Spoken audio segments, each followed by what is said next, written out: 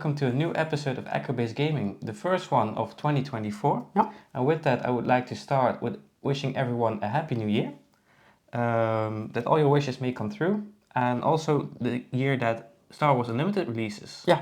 So super excited for that, only 2 months away. Yeah. It's been a while since we had an update. Yeah. Because of the holiday season, of course. We took our time off and spent it with family. Mm-hmm. And now we're back to talk about everything that they released or previewed since then. Yeah, true. There are a lot of cards, so we won't go over every one of them. No. We picked some of our favorites. Yeah. And then we will also discuss the live stream. The live, yeah, yesterday. Yeah. And all the cards that have been revealed during the live. Exactly. Yeah, so like you said, a lot of cards has been revealed in the meantime. Mm-hmm. So we each picked our 3 favorite cards. Mm-hmm. Just to cut down a little bit on time for this video, not to make it too long. Yeah. If you would like to see the entire list, then I would recommend the website swoodv.com. Yeah, which has a nice overview of all the cards that have been revealed from the start until now. Mm-hmm. So yeah, let's start. Yeah. You can start with your first card. Okay, I will start. Yeah, the first card that I chose is a leader. So one leader has been revealed, Cassian Andor, a fan favorite. It's an aggression heroism leader with the ability action for 1 resource and an exhaust. If you've dealt 3 or more damage to an enemy base this phase, draw a card. And he deploys when you have 6 resources with a stat line of 4, 6 and the rebel trait. And with the saboteur keyword, actually. And then when you deal damage to an enemy base, you may draw a card. Use this ability only once each round. Okay. So you don't have to pay a resource anymore, and yeah, it's on attack. So when you deal damage. Yeah. So a really interesting leader, I would say. I don't know if he is stronger than. I think he serves a different purpose than the Sabine aggression leader we already got. I think Sabine is more aggressive with just dealing damage to the base every turn. And what I liked about Cassian, actually, Tyler, one of the designers of the game, I would recommend everyone to follow him on Twitter. He posted some great insights about the design of every card, also about Cassian. And he said that the idea of Cassian was that he is a spy. So every time that he damages your opponent's base, he learns new information, and learning new information, they translate it to draw a card. Yeah. So that's how this ability came to life. So that was a cool little thing that they did with Cassian, I thought, to really translate him into being a spy and gaining information. So I think overall a nice, interesting leader. Yeah. Well, I've mentioned a few times before in previous episodes that I'm a Rebels fan and I'm really interested in the Hera Spectre deck. Yeah. So it may not come as a surprise. So I picked Zeb Aurelius, which is a ground unit with the aggression heroism aspect. Costs 5 resources, has a stat line of 5/5 and a Rebel Spectre trait. And with the ability, when this unit completes an attack, if the defender was defeated, you may deal 4 damage to a ground unit. This card was previewed by Jedi News. Okay. This is more of a card that I picked because I'm a fan of the, as I said, of the idea of the Spectre deck. It's maybe not the best card. No. It's 5 resources for a 5/5. But maybe there's use for it in the Spectre deck. Yeah, I think you want to play him in the Spectre deck, obviously. Yeah. So that's why I picked him. Okay, cool. So my second card is actually the Echo-based Defender. Also more about him being the Echo-based Defender. And we are Echo-based Gaming, so that's why I picked him. Yeah. It's a ground unit, 3 cost command heroism with the stat line of 4/3 and the Rebel Trooper trait and Sentinel. And this card was spoiled by Nerdy on YouTube. Okay. So yeah, I think it's a good card, decent stat line for a 3 cost with the Sentinel keyword. So doing a good job at defending your base. And I like that his power is 4.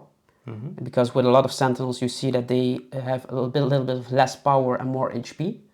But with the Echo Base Defender it's actually swapped. So your opponents have to attack the Sentinel, of course, and then receiving 4 damage back is not nothing. So I think that he will do a great job at not only defend your own base, but also dealing enough damage back to KO your opponent's unit. Yeah. So that's why I picked the Echo Base Defender. Yeah. Okay, nice. Yeah. Then for my second card, which is also previewed by Nerdly, Okay. was the Seventh Sister, also a ground unit, with aggression villainy aspect. You might see a team here with a lot of aggression for me. She costs 5 resources and has a stat line of 3/6. She has the Force Imperial Inquisitor trait and the Saboteur keyword. And her ability says that when this unit deals combat damage to your opponent's base, you may deal 3 damage to a ground unit that opponent controls. It's not the best set line for 5 cost. However, when you think of it as you want to play it in the Grand Inquisitor deck, she can actually attack twice. Yeah. And then she becomes very powerful. Because she has a Saboteur keyword, she can easily attack the enemy's base and do that twice. And also deal 3 damage twice to your opponent's ground unit. Then it becomes a very strong card. Yeah. Yeah, I agree. Yeah. So that's my second card. Yeah, interesting card. So for my last card, I actually think that this is the strongest card in the game so far. Okay, that's a bold statement. Yeah, is Darth Vader. Not only my favorite character, but like I said, I think he is the strongest card so far that has been spoiled for set 1. It's a ground unit, 7 cost command villainy, with a stat line of 5/7, with the traits Force, Imperial and Sith, the ambush keyword, and the ability when played, search the top 10 cards of your deck for any number of villainy units with a combined cost of 3 and play each of them for free. Yeah. So first of all, the art is amazing. This was actually when I saw this art on the website, I was immediately sold. It's also on a playmat, so I think that says enough that FFG also thinks that this is one of the best art pieces. I agree with them. So the stat line is actually quite good for a 7 cost, and it has ambush, so it can immediately attack when you play him. And then with the effect, I think that are some great combos with Darth Vader that you can play. One of the best combos I think is the Snowtrooper Lieutenant, because if you pick the Snowtrooper Lieutenant, which costs 2, so you can play him for free, and he has a when played effect, you may attack with a unit, and if it's an Imperial unit, it gets +2/+0. So cool things that you can do is play Darth Vader, attack with Darth Vader, dealing 5 damage, then with the ability play the Snowtrooper Lieutenant, and because you played the Snowtrooper Lieutenant, you can attack with another Imperial unit, and it gets +2. So on this turn, you played Darth Vader, attacked with Darth Vader, played another card, and attacked with another unit. All in one turn, basically. Yeah. And because he costs 2, you can also play a TIE Fighter alongside this. So I think the impact of Darth Vader on the board is really, really big. Yeah, as it should be. As it should be, yeah. And I think the more sets will come in the future, the more villainy cards that will be revealed. So maybe some cool combinations in the future. That's why I think that Darth Vader is the strongest card, because it does a lot. And we also got this card on Christmas Eve. So it was a nice Christmas present from FFG. So that was really surprising. I didn't expect to get a card on Christmas Eve, actually. So that was a fun surprise when I opened Twitter. Yeah, for sure. Yeah. Okay. So then my last card, surprise, surprise, another aggression card. It's an event card, cost 1, it's Force Throw. Previewed by TCG Cast. Okay. And it says, choose a player. That player discards a card from their hand. Then if you control a Force unit, you may deal damage to to a unit equal to the cost of the discarded card. Yeah. So I picked this one because it's strong with the previous card with Force users, so in Inquisitor deck. And it's just one resource, so I think it's quite a nice card, a bit disruptive, both forcing your opponent to discard, and if you have a Force user, also do damage to a unit. Yeah. So for one, I think it's a nice card. It's I would say a staple in any Grand Inquisitor deck or another deck which has a lot of Force users. Yeah, I think for now the Inquisitor deck is the deck with the most Force users, I would say. Yeah. Also the leader is a Force user, so that's always a bonus. So you know for sure that on the turn that you play your leader, you can also play Force throw. Yeah. We also have the Darth Vader leader, which is aggression and the Force user. Sure. So that's also an option. But again, this is also a card that becomes stronger with more sets. Yeah. Because obviously there will be more Force users in this game. Yeah, and it's a neutral aggression card. Yeah. Yeah. So that's also nice. Yeah, it can also be played in a hero deck. Yeah. Or draft and sealed. Although I don't think that you will have a lot of Force users. But if you're lucky, you never know. Yeah. If you're lucky, it's definitely doable. Yeah. So talking about draft and sealed, that was the live yesterday. It was about draft and sealed, obviously. So they showed us how draft and sealed works. Yeah. They gave us the rules for draft and sealed. So maybe we can start with just the rules, go over the rules, and then talk about the live itself. Yeah. So in this draft, you actually don't draft your leaders and don't draft your bases. So what you do is you open your 3 packs. Then you set aside the 3 leaders. And so the leader is always the first card when you open a pack. And after the leader, there is a base. So you just put those stacks separate from each other in front of you, so the bases are showing. So you don't look at the packs themselves yet. Then you have your 3 leaders in your hand. You choose one of them. And so this is also open information because leaders are double-sided. So it's a little bit strange to keep that secret, of course. So you choose one, and then you pass the other 2 to your right. And then you receive the 2 leaders from the player that's sitting left of you. And then you do that another time. So you end up with 3 leaders now. And then all the bases go in the middle. So it's a common pile for every base. So you can choose the base you want at the end. So these will be common bases. And then you pick one pack and you draft. So you pick one card and then give it to the left. And then until everyone picks the cards. And then with the second pack you go to the right. And then with the third again to the left. What they also mentioned is that in an official event, the store will always provide you with the base that you want. Even though it's not pooled. For example, you really want the Vigilance space and there is none pooled, then you can just get it from the store or bring it with you. Or bring it with you. This counts for common bases because the rare bases you do have to draft. True. So it's just a 30 health without any abilities. It's like with Pokemon, if you draft, the store will provide the energy. So you don't have to draft the energy, of course. So a draft deck is 30 cards minimum, draft and sealed. And another exception for the common rules is you can include more than 3 copies of every card. I think pretty standard draft rules, except for the leader, I would say. But because this card game revolves around the leader, I think this is a great way of doing that. For instance, in Flesh and Blood, which is also heroic-centric, the heroes are actually tokens. So the store also provides the heroes, so you don't have to draft them.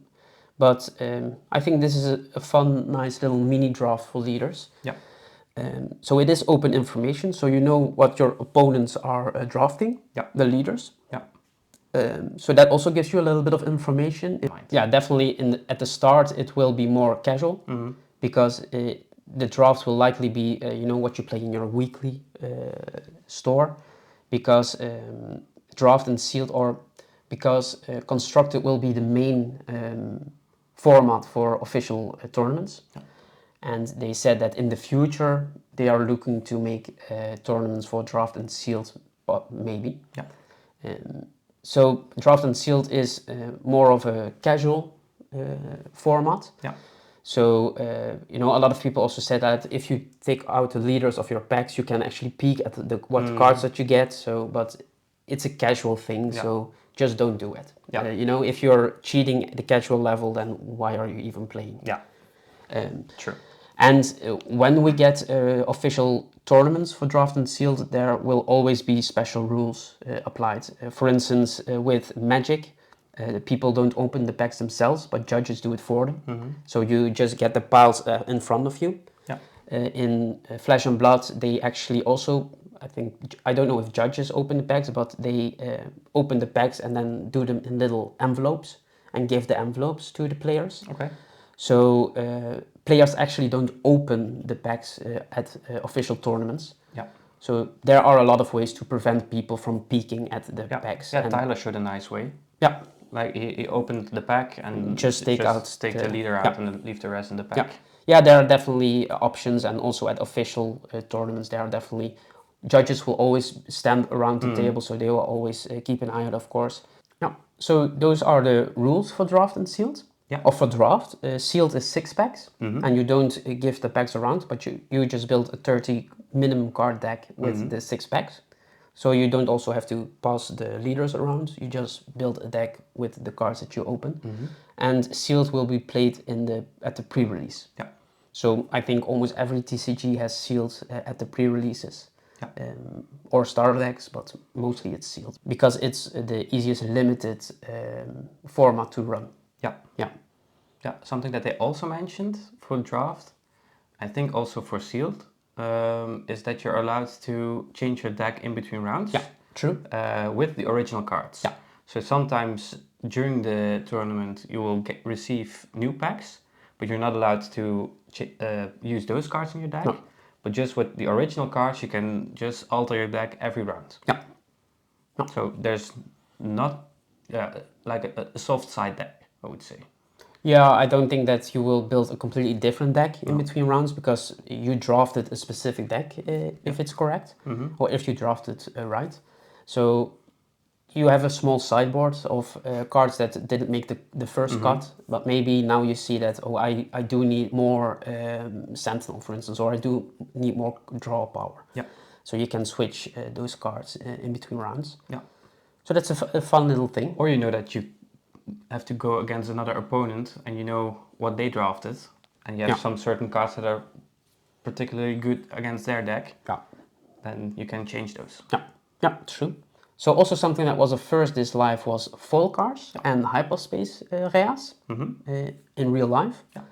And foil hyperspace rare. And foil hyperspace rare, one. And they looked amazing. Yeah, I agree. Yeah, the foiling looked really, really cool. And what I saw during the live is that the borders are foil and the art itself, but the deck box and the name, the text box, isn't foil. And I really like that kind of foiling on cards. Yeah. Yeah. So not the complete card as foil, but just the art and the borders. It makes the card nice to look at, but still readable. Yeah. Because sometimes when the text is also foiling and with some certain light angles, it can be hard to read. Yeah. But this way it's, I would say the perfect kind of foiling. Yeah. Yeah. Also for live streams, it's really nice. Yeah. Yeah. So also the hyperspace look really cool. Yeah. So they showed a couple of hyperspace units, events, and leaders even. IG-88 was hyperspace, and some bases. Yeah. Also hyperspace base. Yeah. So they also looked really cool. And what they also mentioned is that if the base is hyperspace, then the token at the backside is also hyperspace. Yeah.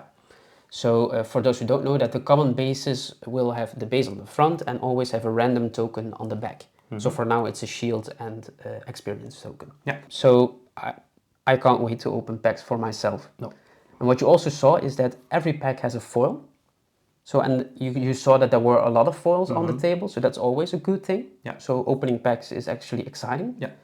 Hyperspaces are 2 in every 3 packs. So a little bit more rare than one in every pack, but you can find them regularly when you open packs. Yeah. And that's also something that you saw. There were enough hyperspace cards on the table. They didn't open the packs live. No. And they also told us why. They pulled a leader that they wasn't ready to reveal, and they pulled a double aspect card that they weren't ready to reveal. Double vigilance, I believe. Yeah. So I think it's they also do on Twitter reveal every week a double aspect card now, and we still haven't seen the vigilance card. So I think it was that card that they wanted to reveal on Twitter. So we will see it next week or the week after that. And also they told that every card will be revealed before the release of the game. So we will see every card in the next 2 months. Yeah. So yeah, I will just start with the first one that they showed. Was the AT-AT Suppressor. It's a ground unit, 8 cost Vigilance Villainy with a stat line of 8/8 and the traits Imperial, Vehicle, Walker, and the when played effect exhausts all ground units. So it's a nice large body, packs a punch, Yeah. great ability, I would say. Yeah. But yeah, it's a bit expensive. Yeah, eight resource for a card is expensive. Yeah, I agree. Also, we already got another AT-AT for 8. Another AT-AT for 8 cost, which has a stat line of 9/9. Yeah. So it's a little bit better, the stat line. Yeah. Of course, the abilities are different. It's a command card also, so not a vigilance card. I think that there will be a deck where you play this card, but this card doesn't go in every vigilance villainy deck. No. I also think because the other AT-AT is command, which has more access to ramp, works better in a command deck than an 8 cost in a vigilance deck. Yeah, of course you can play a vigilance command. Yeah, true. Villainy deck, so that's also an option. Yeah. There will also be decks that focus more on the space in the future. They told us. So this is a great card if you're focusing on space. This is a great way to shut your opponent down in the ground when you don't have a lot of units there, because you do exhaust your own units also. I think there is room for this card in a specific deck. It is a great ability. Yeah. When your opponent gets ahead on the ground and has a lot of strong units there, it's a great way to basically shut their turn down. Like they can't do anything about that, because this also exhausts leaders. Okay. Yeah. Because it's units and not non-leader units. Yeah. So a well-timed AT-AT suppressor can really disrupt your opponent's turn. And so the next card is another vigilance card, also a ground unit, 6 cost, vigilance only, with a stat line of 4/6. The traits vehicle and tank. It has the shielded keyword. And when played, if you control another vigilance unit, heal 4 damage from your base. Okay, that's a strong ability. Yeah, so the stat line is average for a 6 cost vigilance card. It has the shield keyword, so it can survive the first attack. And then attack again the next turn, of course. And I think healing 4 is actually a decent number of healing. Yeah, I agree. Especially if you play a restore deck that already heals a lot. This is a great inclusion for a deck like that. Yeah, which we saw in the live actually. Yeah, so obviously this card is great for draft and sealed because it's vigilance only. It's also something Tyler quickly touched upon during the live is that the cards with just one aspect are built with draft and sealed in mind. So they work great for sealed and draft because they are easily draftable. Yeah. So that's just something that I want to say with this first card. So we did see a lot of one aspect cards in this live being revealed, and that's because they are strong in draft decks. Yeah. So I just wanted to say that on the first card, so I don't have to repeat that for every single aspect card that they are great for draft and sealed. Yeah. Yeah. So the next card is also a single vigilance card. It's an upgrade, devotion, a 2 cost, and the attached unit gains restore 2, and you improve the stat line with +1/+1. Okay, I would say a nice upgrade. I think this upgrade is strong, really strong. Yeah, actually. Yeah. Also, again, showed in the live, in the game that it played. Yeah. Gaining Jarrus got this card attached to it. Yeah. And it got really out of hand very quickly. Yeah. Yeah. Yeah, restore 2 every turn is amazing. Yeah. And also buffing your unit with +1/+1 is already strong for the 2 cost. And also the added benefit of the restore 2. I think that this is a great card for draft and seal, but also for constructed. Yeah. Especially if you play a restore deck. It's a great way to give a unit restore. Yeah. Or improve the stat line of the restore unit, because they add up. If the unit already has restore 1, now it has restore 3. Okay. Yeah. Yeah, that's cool. Yeah, so a strong card, I would say. Yeah. So then the next card is also vigilance only. 3 cost event this time. Give a unit -2/-2 for this phase. And heal 2 damage from your base. Okay. So a lot of healing. Yeah, typical in vigilance. vigilance. Yeah. But also decreasing the stat line of one of your opponent's units now with 2. What was the cost? 3. Okay. Of course, healing is always worth a lot. Yeah. Yeah, it's hard to evaluate this card because I don't know how I would value heal 2. How much resources I would say that's worth. We just have to see basically when we play more games with this card. Decreasing the stat line of 2/2 is nice. And so I definitely think that it's a nice card. I don't know if you include it in a lot of decks. Yeah, we'll have to see. We'll just have to see, yeah. I think it's a nice vigilance card and it does what vigilance wants to do. A good thing to know is that if you decrease the opponent's HP by 2 and it goes to 0, then you actually defeat the unit. Yeah. So that's also a nice bonus for a card like this. So it's a way to defeat a unit without having to attack it. Yeah. So then the next card is a command. And it's a command heroism card. 2 cost, Mon Mothma, with the trait Rebel Official and the stat line of 1/3. And when played, search top 5 cards of your deck for a Rebel card, reveal it and draw it. Okay. And the rest of the cards in a random order at the bottom of the deck. So yeah, I was wondering when we would see Mon Mothma. She's an obvious character for the first set. And I'm not disappointed. I think it's a really strong card. As you only play this in a Rebel deck, of course. So it's a great card for Rebel decks. You don't play her for a stat line. No. 1/3 is, not a great stat line for a 2 cost double aspect. But you play her for her ability. Yeah. Tutor card, one of the few tutors in the first set. Yeah, and like I said, when you play a Rebel deck, it's great to search for a Rebel card. Yeah. Because maybe you need ambush this turn or a sentinel, and Mon Mothma is a great way to find those rebels. And it's card advantage, because there will be games where she will be really strong, and there will also be games where you naturally draw all the rebels you need, and then you don't need the tutor for rebel cards. Yeah. But there will definitely be games where you just don't draw your rebels, and you don't draw rebels that you can play. Yeah, it's a great opportunity to, as you say, if you are behind or lacking or needing a specific card, you have the opportunity to find it. Of course, you can always whiff. Yeah, of course, But I think the top 5 is decent enough. Of course, it depends on deck building. Yeah. And that's why I would only play this in a heavy rebel deck. Yeah. So chances of finding a rebel are almost 100%. And the obvious leader with Mon Mothma is Leia, because she also cares about rebels. Yeah.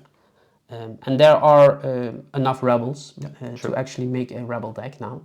And we will only see more in the future. So I think it's great to see cards that support specific strategies or archetypes. And card advantage, tutoring is always strong. So great card, nice card.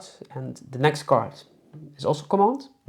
It's also a ground unit, 5 cost, command only, with a stat line of 5/5, a trooper trait, and the overwhelm keyword. And on attack, if you control a leader unit, give a friendly unit +2/+2 for this phase. Okay. So controlling a leader unit is when the leader is on the board, for people that don't know yet. And yeah, I think this is also a strong card. Especially for draft, I would say. Yeah, but also for constructed. Yeah. Yeah. But like I said, also it's a single cost of it's a single aspect card, so it's great for a draft. Yeah. I think 5 for a 5/5. Again, like I previously said for Zeb Aurelius, is kind of expensive. Yeah, but I think that a 5/5 is decent enough. Yeah. And with the added overwhelm and the ability to give another unit, It can also be her. give a unit, then Yeah. also. I think that's what makes this unit strong. Yeah. You can boost +2, yourself and +2. she becomes a 7/7. Yeah. Because the on-attack ability triggers before dealing damage. Okay. So if you control a leader, she becomes a 7/7. Or another unit. Or another just unit. one unit. Yeah, just one unit. But yeah, I think that's what makes her strong. Like, yeah, also the flexibility is nice. The flexibility is nice, yeah. You do want to, I think you do want to play her the round before you do the epic action of your leader, because then she's ready and she can attack. Because if you do the epic action and your leader is on the board, and then you play her, she comes in exhausted. So she can't get the on-attack trigger. And especially when you play a squishy leader, chances of that leader being defeated in the same turn as you play it is big in Star Wars Unlimited. A lot of damage goes back and forth. So you do want to time this card correctly, because you don't want to play this card when you don't control your leader. Then there are better cards to play for 5. Yeah, I agree. But if you time it correct, then it actually becomes a nice card. Yeah. So the next card is also a command only. Also a ground unit. This time it's a 6 cost with a stat line of 5/5. And the traits Underworld Trooper.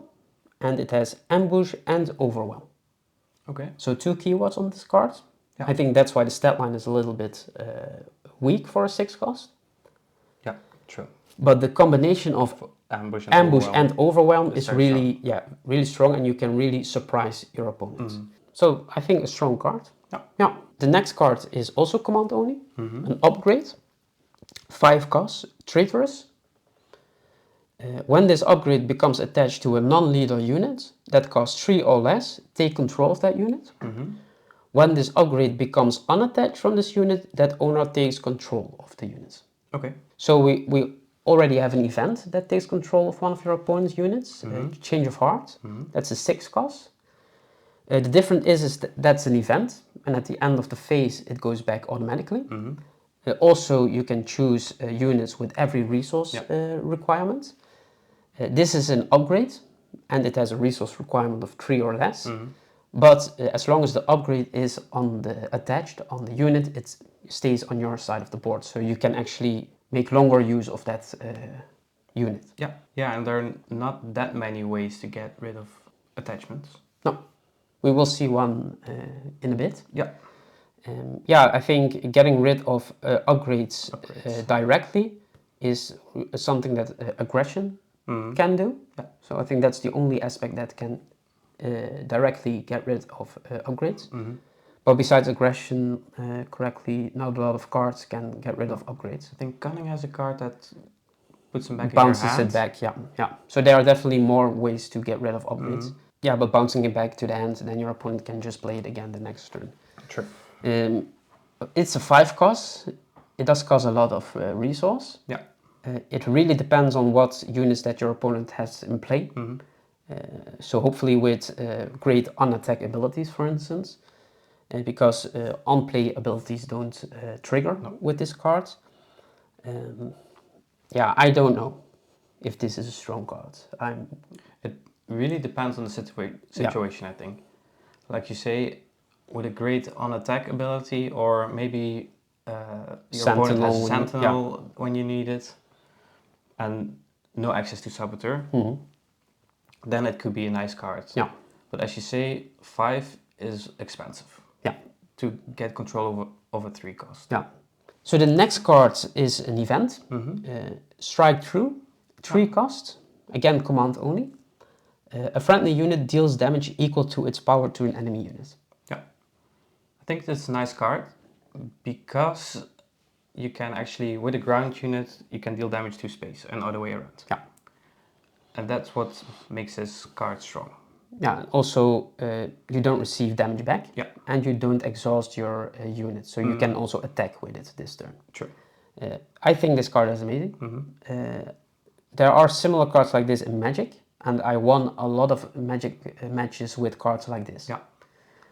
Of course, in Magic works a little bit different, because in Magic you can't choose units to attack. But still, I think dealing damage to a unit without exhausting one of your units, so you can attack again with that unit, don't receive any damage in return. And it's a great way to bypass sentinels, for instance. Yeah. So if defeat the sentinel first and then attack the base. yeah, or if they have a sentinel, but they also have a strong unit in play that you want to get rid of because it buffs the other units. This is a great way to get rid of that unit without having to deal damage to the sentinel first and defeat it. So I think this is a great card, and I will definitely include this in my command decks. The next card, it's an aggression card. It's a ground unit, 2-cost, the Jedi Agitator, aggression only, a stat line of 2/1, trait Rebel with Saboteur, and on attack, if you control a leader unit, deal 2 damage to a ground unit or a base.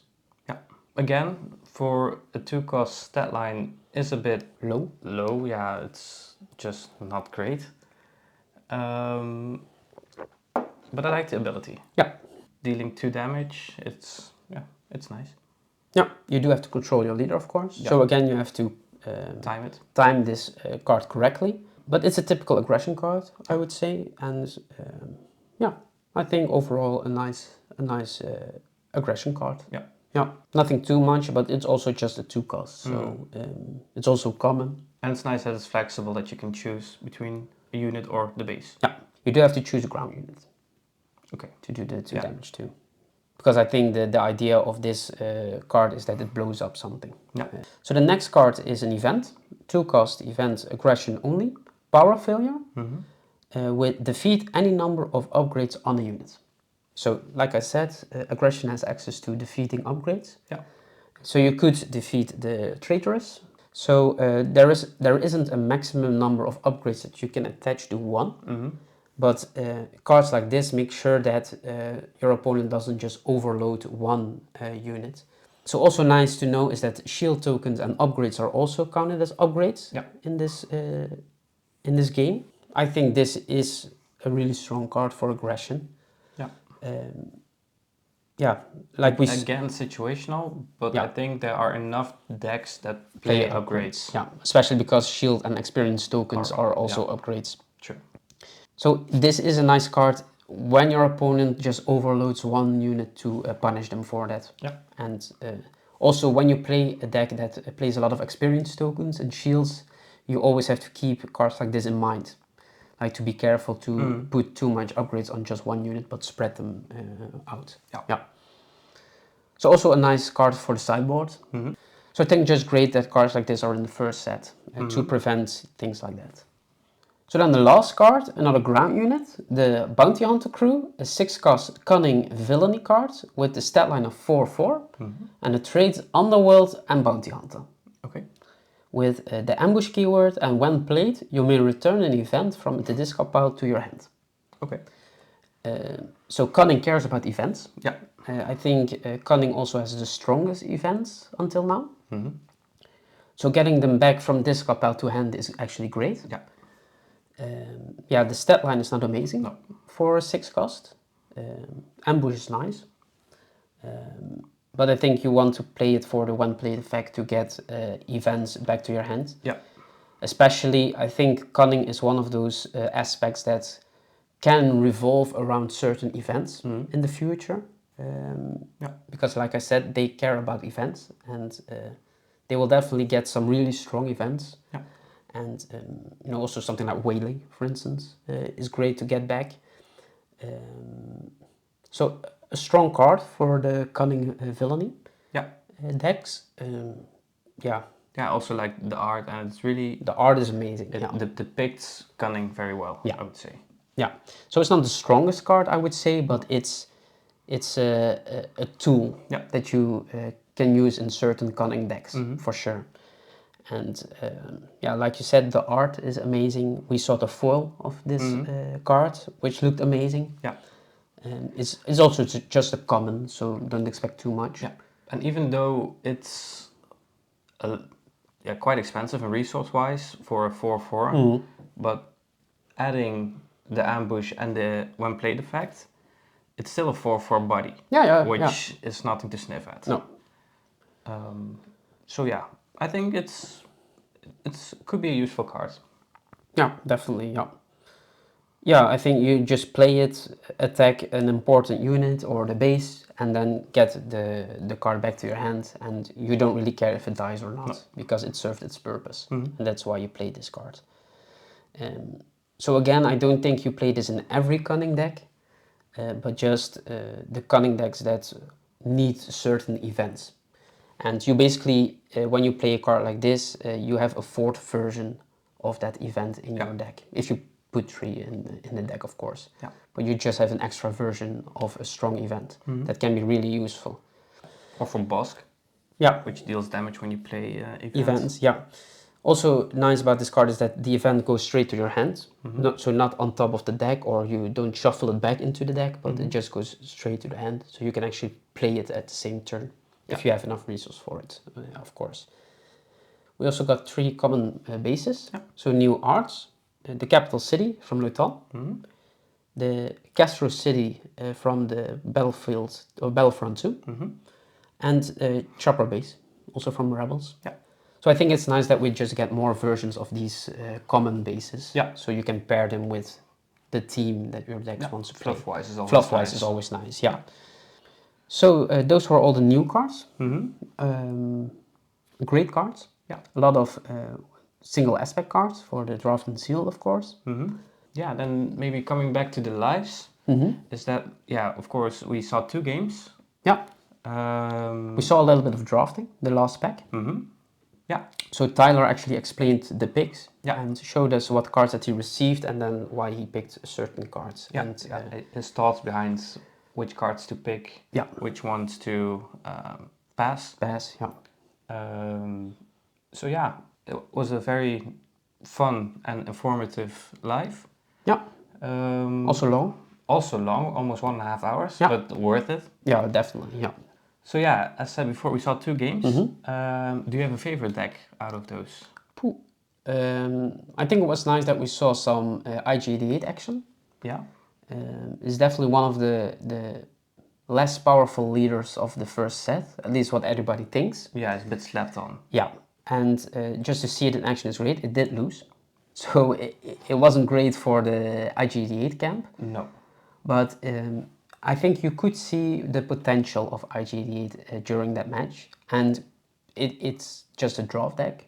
Yeah. So of course in constructed it will be more powerful. Yeah. But I think you saw what the potential of IG88 could be in a constructed deck. I think it's nice that we saw some IG88 action. Yeah, and it was hyperspace version of the card, so that was also nice. And you? For me, there's a very clear winner. It's the Sabine Vigilance. Yeah. The second game? The second game, indeed. Against Han Solo? Against Han Solo, which was very behind early game. So Sabine. Sabine was very behind in the early game. Yeah. But it clearly showed the power of Restore. Yeah. In combination with Sabine especially. Yeah. Because Sabine deals damage to both bases. Also your own bases. And then being able to heal that damage back with Restore. Yeah. It's a nice combination. Yeah. And it was not on my radar at all. No. And I think it also surprised the people actually playing how powerful it was. Yeah. So that was really nice to see. Yeah, I think the board state of Han Solo was much better. A lot of units on the board. Yeah. Especially also with the Donna. Yeah. I think everyone thought that it's just going to be over. Yeah. But then with Kanan, the devotion upgrade, which worked really well, and then Obi-Wan giving the experience tokens also to Kanan. Yeah, that really swung the game for the Sabine deck. Yeah, I would say. And I think, like you said, it was one of the tactics that I haven't thought of earlier. You always think of Sabine as an aggro deck, but now it's more of a mid-range deck. It transforms more into a mid-range deck, and I think that's what you want for Sabine. It's really powerful. I don't felt like he had perfect draws. No. So it's not that, okay, this deck only works when you draw perfectly. It's just showed that it can get back from behind by just dealing a lot of damage and restore your own damage. So I'm really interested in what other combination that we've missed. So true, going back to the drawing board and just try every combination possible to see if there are some hidden things that we haven't seen yet. But yeah, nice showing of Star Wars Unlimited, I would say. Also what I liked is that they showed that you can still win when you're behind. It actually happened twice. True. In both games, the winner was behind in the early game and then eventually won. Also what I always like is with these lives you see completely different games.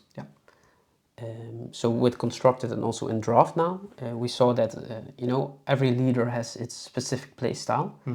But I mean, that's obvious, of course, because the cards are different, but you can really see different play styles at the table. And also the effect of the aspect, because a leader with a different aspect in combination plays totally different than another. I think most people, or at least I, only tried Sabine with aggression to make it like this really fast deck, and I also played it with command, but I haven't tried it with vigilance actually. I think the aggression Sabine and the vigilance Sabine are just two completely different decks.